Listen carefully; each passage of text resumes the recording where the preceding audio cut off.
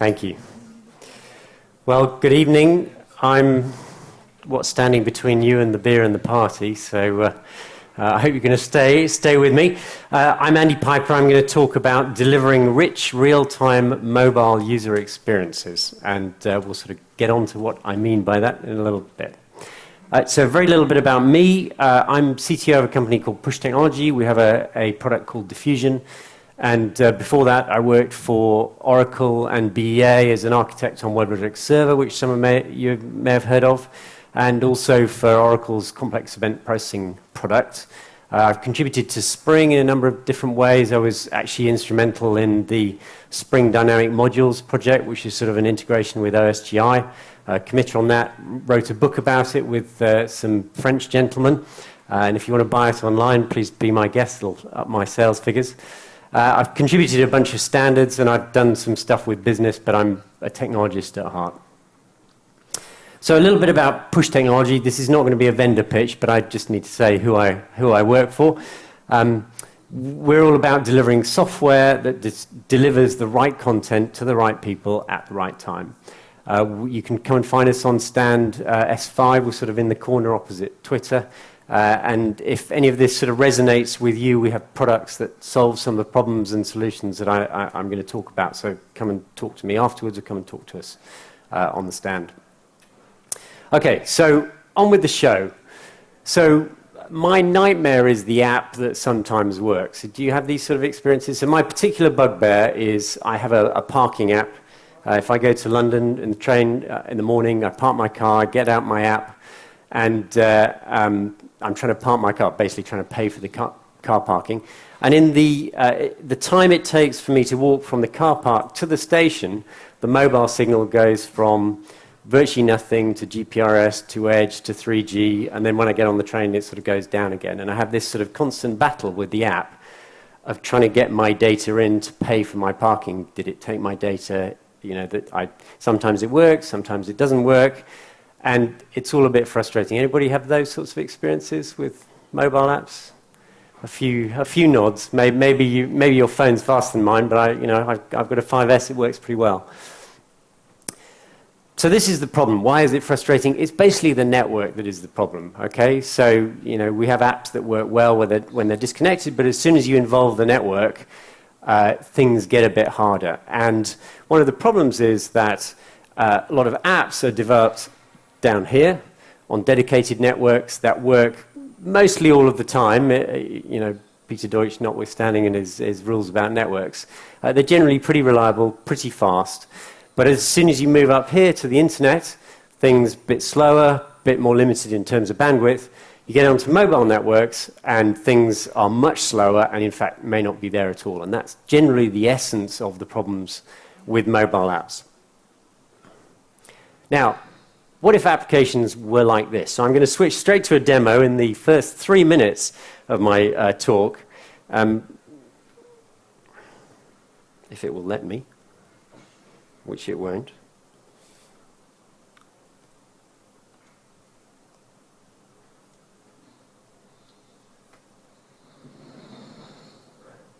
Okay, so we have a demo here called Drawing Board, and this basically allows you to draw on a screen. And if you've got a phone with you, you can access the URL yourself. You see there's a URL here, demo.pushtechnology.com/demo/draw.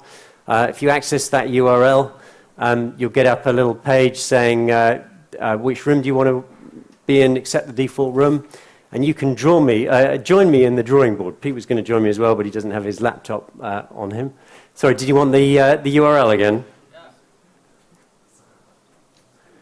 So it's demo.pushtechnology.com/demos/draw.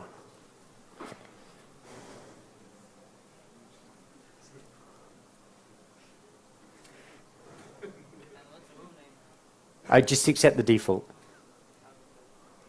There you go. Okay. So nice. Now, keep it clean, guys, okay? I don't want anything... So this is a very simple example, not a lot of business use cases for this, but our customers love this as an example of what technology can actually do for you. When you're, this demo is up all the time, so you can play with it offline.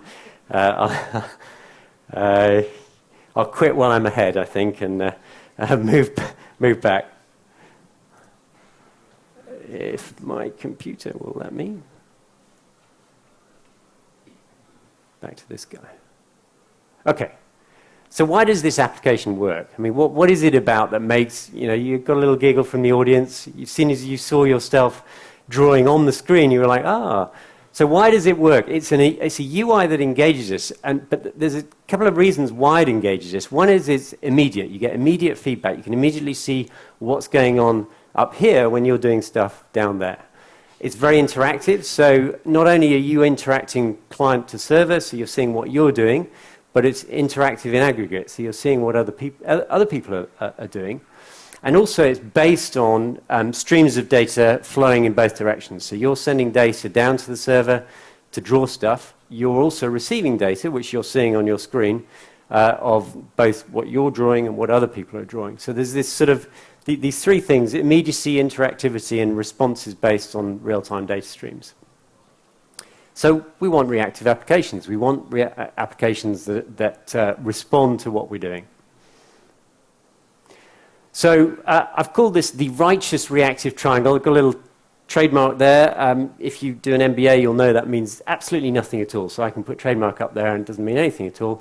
But you heard it here first, guys, okay? So this is the righteous reactive triangle. So we've got this sort of confluence of things that go on to make a good app in this context. And it's all about the data, it's all about the network, and it's also all about the user experience. And I'll sort of expand on those a little as we go through. So first of all, it's all about the network. When you've got an interactive application, it's interacting with something. And it's not all about Angry Birds. You're not just playing a game on your phone. You're actually interacting with some data store or source of data that's telling you something. And the more interesting that data is, generally the more interactive and interesting the application is. We've played with Foursquare and those sorts of things. The quality of that interaction depends on how the data gets through. The fact that it gets through at all, how long it takes to process data, and vice versa. So there's this sort of, the network plays a big part in terms of the quality of the application. It's also all about the data. The network is kind of precious and largely uncontrolled. When I walk from my car to the train, I can't do anything about the network. I can't stick up more sort of cell phone towers as I go along. The network, it is what it is. But what I can do is control the data that I use. Okay, so I do have a lot of control over the data, and especially how much I use. And how much you use depends on how much you transmit, and also how frequently you transmit it. And sometimes you can cheat. You don't actually often need to send all of the data that you have available. You're actually only interested in the data that's interesting to you. And also the other thing to remember is that data often has a time dimension. So timeliness of data, especially in interactive applications, is very, very important. As time goes on, the value of data tends to decay. And we see this, the obvious example is sort of stock ticks and things like that, where the data, the immediacy of the data is what gives it its value. So it's not just about what you can see, but when you can see it. And then finally, it's all about the user experience. And for this, we want to go reactive. Have you all come across the Reactive Manifesto? People come across that? A few nods. Hands up if you've read the Reactive Manifesto. Oh, only like 3. Okay, I thoroughly recommend that you go here, reactivemanifesto.org. TypeSafe are a big proponent of this. So Jonas Berner and Acker and all those Play Framework, those sort of stuff. They're big proponents of the Reactive Manifesto, and it basically says things need to be event-driven, scalable, resilient, and responsive. And for the purpose of this talk, the things we're interested in are things that are event-driven and things that are responsive. Because latency over mobile networks and the internet as well is inevitable. You just can't get away from it. You can't, obviously the phone company is going to keep pushing better and better things. But as we'll see, latency is still, a big problem, and it's inevitable. And asynchronous models, which is what reactive systems give you, are a way of hiding that latency. And actually, they prove to be better overall. They're faster, they're more scalable, maybe a little bit harder to implement, but overall, it's a better way of doing things in this environment. Okay, so to sort of illustrate these points, we're going to got another trademark here. You heard it here first as well. Introducing something we've called velocity voting, or vloting for short. Now, it's not very useful for parliamentary elections or anything like this, so don't try this at home, kids. But for the purposes of our talk, it's an interesting concept, and I'd like to invite Pete up to the stage to tell us a little bit about what we're going to see. So, Pete, tell us what this application is about. Hello. So, this is a little demo application that's basically demonstrating a sort of reactive web application. And as you can sort of see from the photos, we have two options. It's a sequence of voting rounds where you have two options and you have to tap consistently on the little button to vote for the option, and when it gets to 100%, it'll, fulfill the circle and it'll go, yay, you won, and move on. However, the server is constantly decrementing the values on a fixed period. So everyone who connects to the application sees the same options, and the more people are connected, the more it tries to decrease the value. So if everyone's connected, you have to keep on tapping as fast as you can, and it streams out the results in real time, essentially. Okay, so should we move on to the demo? So you a little bit of audience participation here again. So I'm going to show you the URL. Whoops, no, I'm not going to do it that way. I'm going to show you the URL first. Apple Macs for you. Who wants them? Is it going to let me go on? Okay, so here is the URL. So it's the same demo.pushtechnology.com, but this time it's /devox on the end. And this is written in JavaScript, so it'll work on your phone, work on your browser. Everybody get the URL okay? Anyone want me to repeat it?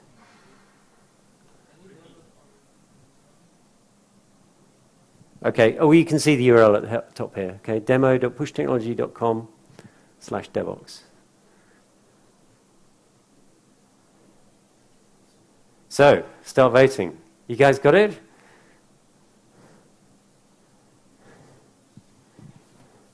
And I don't know whether I'll still vote for Mac based on the...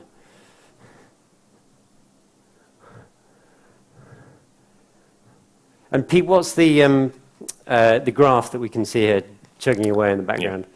So, as you can see, we're kind of getting lots of values being voted for Mac. Very few people voting for Windows. Whoever you are, you should be ashamed. And on the right-hand side, there's a couple of graphs that are basically tracking the messages that are being received by this client app. So we're kind of hovering around 100 to 60 messages per second, and the bytes are around 400 to 300 bytes per second. And we can see the running total of the values for each voting option there. So this is, again, a pretty simple app. Not much data being sent, but, 600 bytes per second. If you imagine that you're, running this application or a more complex application to more people, that's going to be quite a lot of bytes that you're sending out. So we don't seem to be able to actually achieve a winner here. Have you got a way of making it cheese? I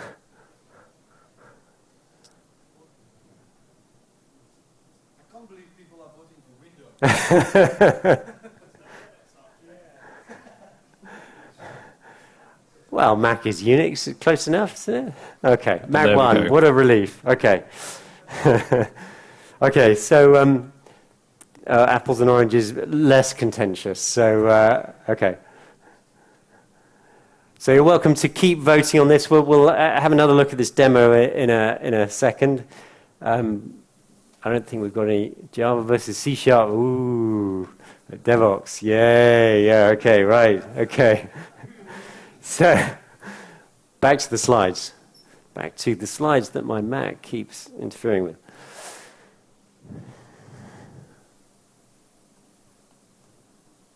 Okay, so Pete, tell us a little bit about how we built this application. Okay, so as Andy mentioned, this is trying to be a reactive application.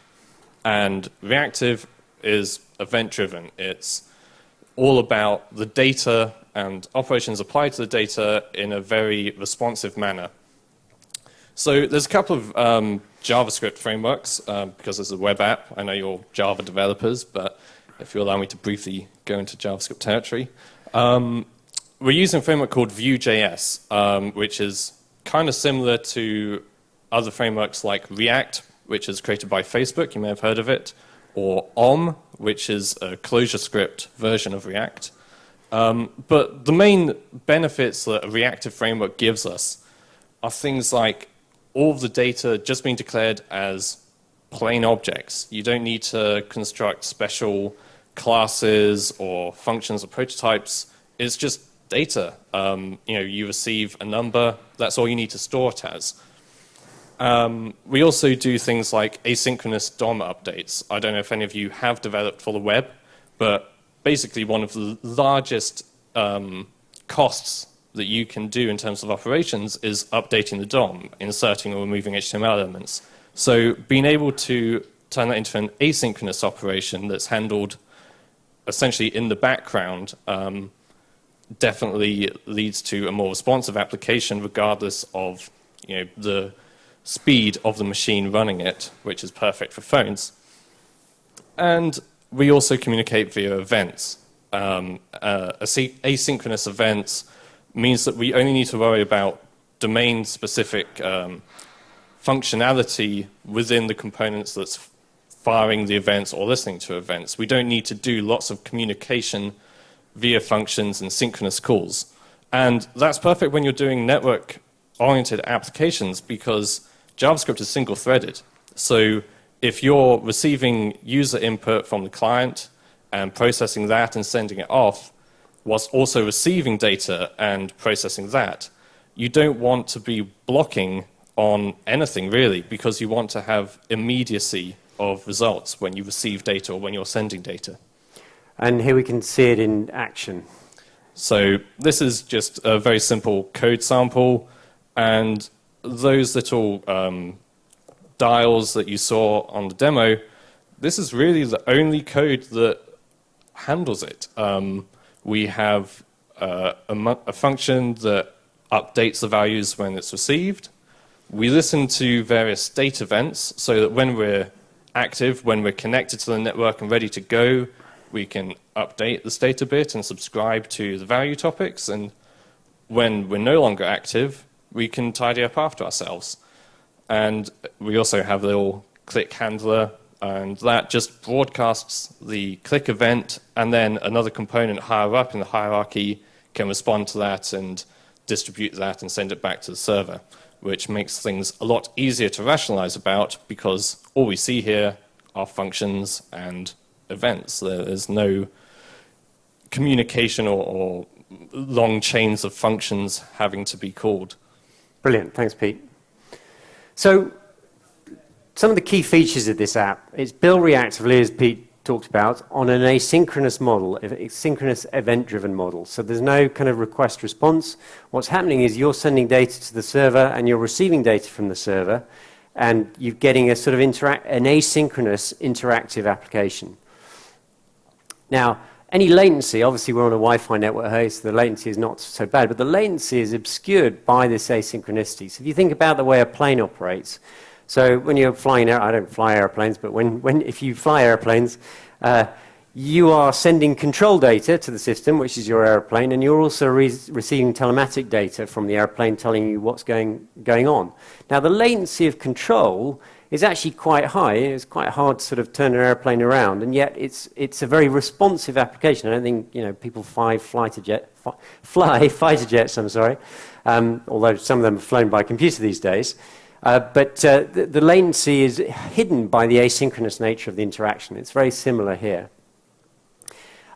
This application is highly interactive, again, both individually and in aggregate. So it's an interactive, you're interacting with other people sort of in the group. And there's real-time data flowing in both directions, and asynchronicity is the key here. So those are kind of the tenets of building mobile applications, but how do we optimize those experiences? So first of all, what about optimizing the network? Well, here's a sort of table I took from Wikipedia, actually, about mobile throughput.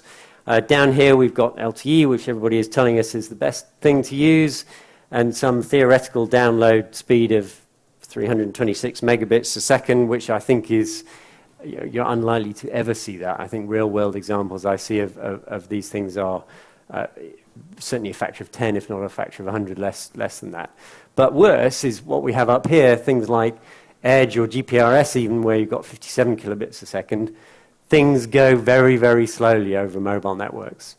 And latency is the same. So here we're actually comparing latency of well-known mobile signals, and even with Wi-Fi. So this is in milliseconds. You can see latency of 2G is abysmal at sort of half a second.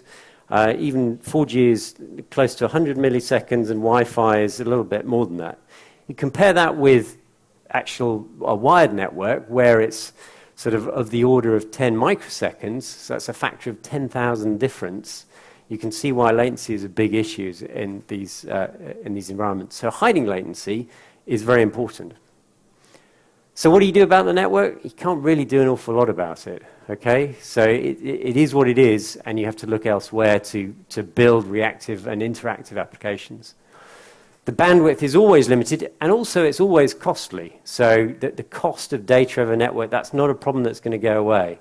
I don't think that's going to be free for a long time, if ever. And mobile phone companies are always trying to reduce those sorts of costs. Well, they're trying to increase those sorts of costs, but you're trying to reduce those sorts of costs. And latency is very poor. So what about the data? How can we optimize the data? Well, the key here is that smaller is better. Small is beautiful. And one of the ways of getting smaller is to use small binary protocols. So HTTP, XML, not a great choice for mobile applications. Much better to use something that's a lot smaller. Stomp is smaller, but still sort of text-based. If you get to things like CoAP and MQTT, then you're getting to much lower, much smaller message sizes. I think MQTT claims its smallest message size is 2 bytes. Anyway, very, very small. We have our own protocol called DBT, similar sort of order. So if you use binary protocols, you can get the messages much smaller, you can use less data, and that's a big win for mobile networks. Also, binary protocols actually happen to be better overall. They're faster, they scale better, serialization is often a killer, and with binary protocols, it's much easier to serialize, much more performance serialize stuff. And so things like Google protocol buffers. There's the simple binary protocol that Martin Thompson's been working on, and we have our own protocol again that is binary based. Also, chatty protocols are not something you want. You don't want lots of interactions with the server just to achieve something. You want to make sure each message counts, because setup costs can be very high. So you definitely want to choose protocols that are not chatty. And also, if you can do things like bursting data in large chunks, you can avoid some of the overheads of TCP/IP. So how else can we make data smaller? Well, we can condense the amount of information that we're sending, so make information denser. So one of the things you want to do is don't send the same information more than once. If you send information, don't send it again. Only send differences of information. Make sure that you're sending the minimum viable encoding. So don't send lots of extra stuff that is just kind of overhead, which you get a lot with text-based protocols. And in this space, interoperability shouldn't really be a concern. I mean, when you're talking about protocols, people ask about interoperability. In the mobile space, it's much better to be able to control both ends, so you can sort of optimize the interaction and coordinate those optimizations. So one of the examples here I gave was of only sending changes. So this is something called sending snapshots followed by deltas. I'm sure you're familiar with this. So the key thing about this is if you just send the data you're interested in all the time that has a certain fixed cost, if you only send changes, you can immediately get a very real data saving. I mean, in this example, it's a contrived example, 50%. But you can imagine if you're sending an initial set of conditions and then just changing data, sending the changes for that initial set of conditions, you can radically reduce the amount of data that you need to send across the network. Also, you can send less. Don't send everything that you've got. Just because you have data doesn't mean that you should send it. Just because you've got bandwidth doesn't mean you should consume it. You know, sometimes we sort of just use the maximum possible bandwidth that we can, and often that's not a good thing to do. So throttling is something that you can do to send less data. You can throttle based on your ability to consume. So this is not just mobile devices, which may not be able to consume data very quickly, but also humans have a certain rate at which they consume data. So only send the data that is necessary, only send it at the rate of your ability to consume. And being reactive means you're only sending data when it changes. So you're only sending data when you need to send it, and that's a much more efficient way of sending data. So what happens when the network lets you down? We've said we can't sort of change the network, but sometimes the network does let you down, and either it's on a bandwidth basis, whether insufficient or inconsistent, or on a latency basis, or whether it's just not there at all. What can you do? You can't optimize it, but you can respond to what the network is doing. So again, you want to go reactive. You want to respond to the conditions of the network. And this is something we've sort of called mobile sympathy. I've got my spurious TM there again. And so let's get into a little bit about what I mean by that. So to respond to the network, you need to get feedback about what's going on. And instrumentation here is the key. What you're sending, how fast you're sending it, how long it's taking to get there. You just got to use all the means possible to get that feedback. And actually, TCP is a good way of getting feedback. So TCP is a reliable protocol in the face of congestion and packet loss. It can detect disconnects very easily. And also, when you're sending stuff using TCP, you can get sort of natural back pressure from the network. So if you can't send stuff, your socket class or whatever you're using will tell you that you can't send stuff, and you can use that back pressure to make informed decisions about what you do with the data. So how do you do that? Well, what you need is an in-memory working set on the server side that responds to these network conditions, and that's, funnily enough, called a queue. Simple stuff here. So what you do with a queue is you're matching the availability of the data, so how fast data is appearing, with your ability to consume that data. And the queue is a natural buffer between what's being sent and what's being received. So you're filling the queue at the speed of the data availability, you're draining it at the speed of the network. Now, queuing also copes nicely with network loss. I said mobile networks come and go. Well, if you're queuing up data, if the network goes, you're still queuing up that data while the network is not there. And when the network comes back again, you can use the queue to replay the data to your client. Now, one of the things about queuing is you've got to remember that queuing needs to be per client. So everybody's connection to the network is different, especially on mobile, different speeds, different latencies. And this is not necessarily a bad thing. It maps well to a lock-free architecture. In our product, we use lock-free, wait-free techniques a lot. So we have a queue of data per client that we're addressing. And because those queues are uncontended, but as far as the client is concerned, we can scale to very, very high numbers of clients, very high message rates. But you do need a really good queue. And there's a few of them out there. Disruptor is well known as the sort of ring buffer architecture, and also there's JC Tools. Has anyone come across JC Tools? No, this is what Nitsan Wacott has been working on. So this is lock-free queues. We use these sorts of data structures in our own product. But there are a few problems with queuing. So the first problem is that data in the queue is memory overhead. Okay, so you can't hold data indefinitely. It's also stale. As soon as you've queued data, it's not actually where it's supposed to get to. Remember I was talking about timeliness being important. So data in a queue is naturally stale. So what do you do about that? And actually, the availability of data may be the availability that you want. You actually may want to try and transmit data at that rate. And if you're queuing, you're not doing that. So what do you do about those sorts of problems? Well, as far as memory is concerned, the first thing you can do is store references to messages rather than messages. So share lots of stuff in your architecture. And actually, if you're sharing messages, garbage collection is your friend. It can clean up messages when everybody's, all the references to those messages have expired. And actually, sharing references also reduces copying. So you can imagine if you're addressing, let's say you're addressing 30,000 clients, you've got 30,000 queues for addressing those clients. That's a lot of data, potentially, fast-moving data. And if you're copying messages for that number of clients, then memory churn can become a huge, huge problem. So much better to share the data, share references to the data. And also it's vital that these messages are immutable. So locking will kill you in these sorts of environment. We're very big into sort of lock-free, wait-free. We make sure that data structures tend to be immutable so that there's no sort of contention on the data structures that we're using.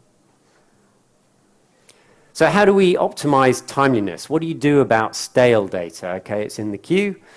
Well, it kind of revolves around whether it's important or not. Okay, if every message counts, then you have to send it. You have no option. Okay, if it's a stock trade, you got to send the trade. You can't say, oh well, no, not today. Sorry, sir.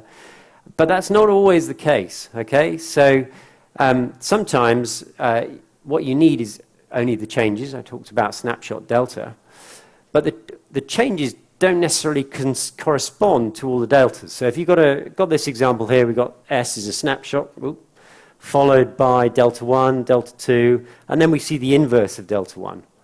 Now that's equivalent to snapshot followed by delta 2. Why do you want to send delta 1 followed by the negative of delta 1? It adds no value to what the client wants to see. So what you want to do is you actually want to delete stuff that contributes nothing. You want to remove duplicates, and you want to merge things that you can merge. So, and this is a process called conflation. You probably heard about it. And the key here is that when you have a queue of stuff on a server that you want to deliver to a client, you can do some analysis on that queue. You can say, well, is this the data I want? What is it that the client actually wants to see? Do I need to send all of these messages, or can I actually send some of them? Can I merge some of them? Can I remove some of them? And this is a way of reducing time, of making data more timely.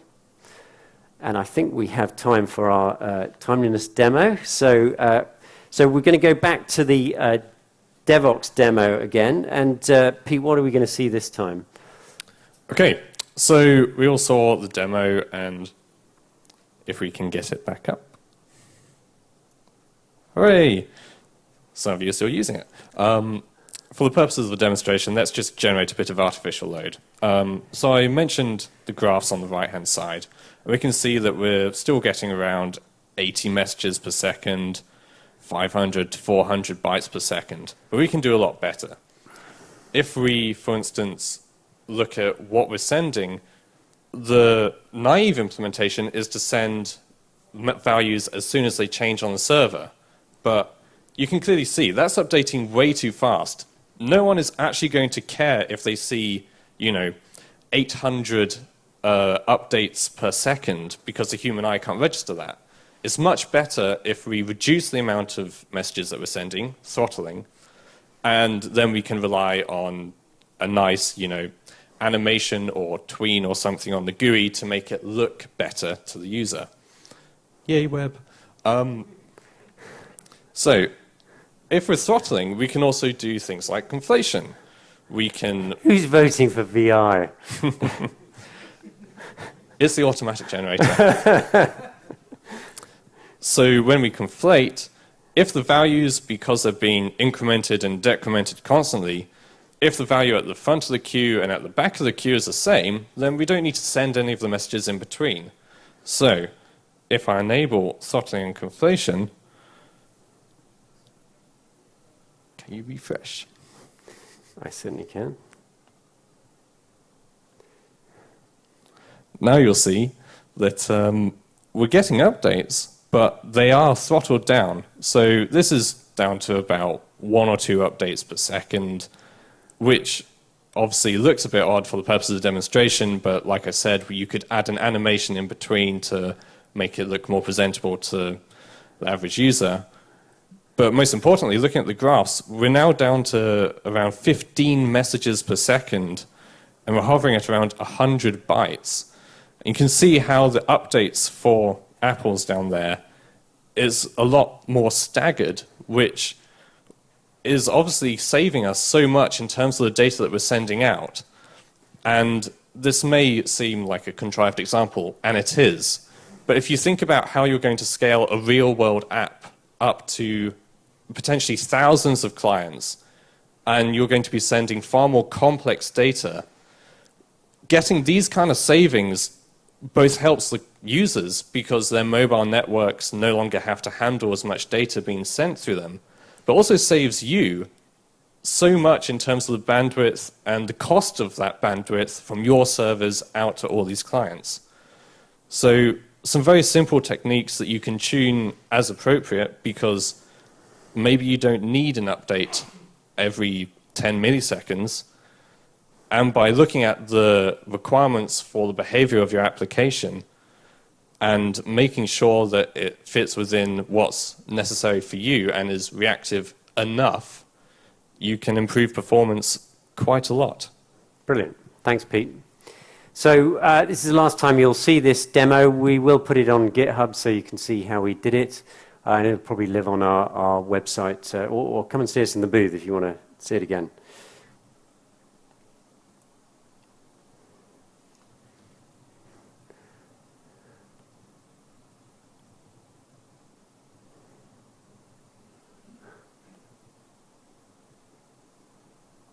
Yeah. Okay. So we talked about optimizing the network. You can't. Optimizing the data, there's a lot you can do. What about optimizing the user experience? So everybody wants rich user experiences. What are some of the ways that you can deliver rich user experiences? Well, real-time data allows user experiences that would otherwise not be possible. But truly rich user experiences are often contextual, and especially in the case of mobile. And contextual data means things like location, movement, those sorts of things. That sort of contextual information often requires access to the native capabilities of the devices that you're working with. So the demos you've just seen, all JavaScript-based, basically work on any sort of browser. Now, some of these native capabilities are hard to access from JavaScript, and that's why you might want to use a technology such as Apache Cordova, which is basically a framework that allows you to access the native capabilities of a device in a platform-neutral way from JavaScript. So a little bit about Apache Cordova. It's actually really very simple. It's just a library. It allows you to develop things in JavaScript. It's actually open source. You can download it from here, cordova.apache.org. And it basically allows you to build your JavaScript app as a native app, and it's what is called a hybrid app. So although you've developed it in JavaScript, it's using the underlying native capabilities. And the native app then displays the JavaScript view with this access to the underlying capabilities. It gives you interface to the sort of things you'd expect, accelerometer, compass, and so on. And it's a sort of simple command line interface that you can use for testing and development. So it's very, very easy to use. You use the JavaScript library, plug it into your JavaScript environment, whatever that might be, and then package your app from the command line. And that's kind of it for Cordova. So we're going to show you a Cordova app, and I'd like to invite Martin Cowie to the stage, who another sort of rock star developer from Push. So Martin, tell us a little bit about what we're going to see in this demonstration. Okay, thank you, Andy. Can I see a quick show of hands? Who out there has come across the site flightradar.com? Has anybody come across this fantastic site? A few of you, a few guys, a few more. Flight Radar is a fantastic endeavor, and I've been aware of it for a couple of years. And when Andy came to me and said, I need a demo for DevOps, I thought, fantastic. What I'm going to do is I'm going to take Flight Radar. And then he came to me and said, but we need the demo to work in a week. So we had to cut a few corners, and we had to make a few strategic decisions. And one of those was to take Cordova, I keep saying it wrong. And so we can build a mobile app that runs on any old smartphone or any modern smartphone. And I've long alleged that Flight Radar do about half of their job. I think half of the implementation is absolutely right. They've crowdsourced their data. They take the data from Johnny High Street, who buys a 20-euro radio. They stick it on the top of their garage, and they then they stream the data down to Flight Radar Central. They then, every now and then, run a few database queries, and they produce JSON files, which the clients then have to poll and consume. And that means that the production of the data stream is very lumpy. And I've often thought that this could be better done. And this is what our demo does in about 5 days. So, Andy, should we start up the demo? Okay, so this is, do I need to refresh it? I might do, I guess.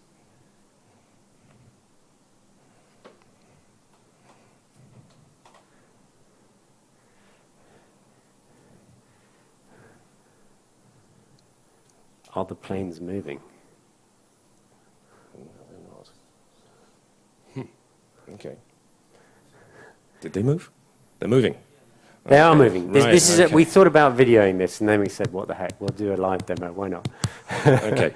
So this is the Flight Radar users will be very familiar with, very used to this. What we're looking at is a very familiar display. However, in the top right-hand corner, especially up in Islington, you'll notice a logo with a view, because this is the augmented reality app that we built using Cordova and one Cordova plugin that lets us visualize what people are looking at. So if you want to bring up that display, Andy, on your Mac.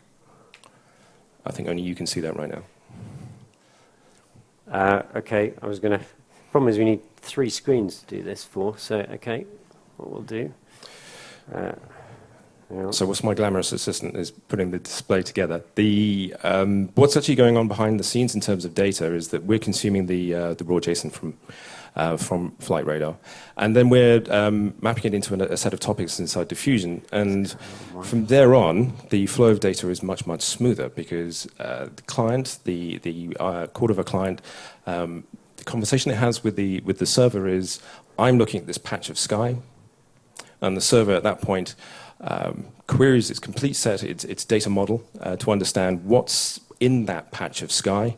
We'll subscribe the client to topics that represent the aircraft, and thereafter we then start getting the AR display. So what we're looking at here is somewhere. Those red circles are aircraft that are relatively close by. It looks like the camera plugin has frozen, unfortunately. But as you pan it around, there's a black dot there that represents an individual aircraft that's a little bit further away. And if I switch back to that view, so you can see that that's the aircraft that I'm pointing at here. So the direction that this thing is pointing in is where I'm moving the iPad to, which should be at least. Okay.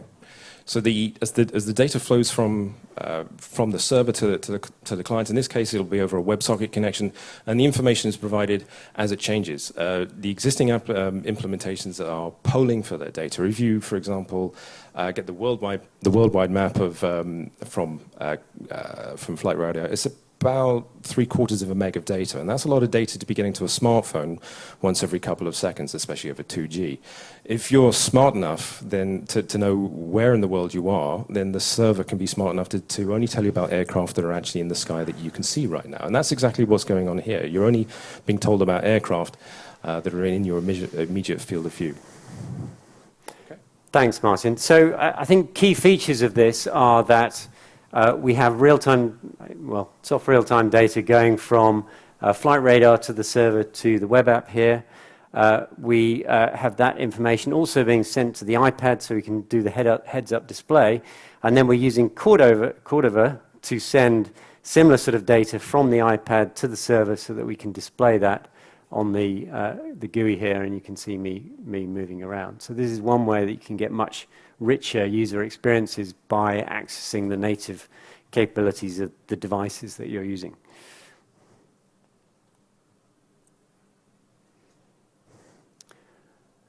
My Mac really doesn't like.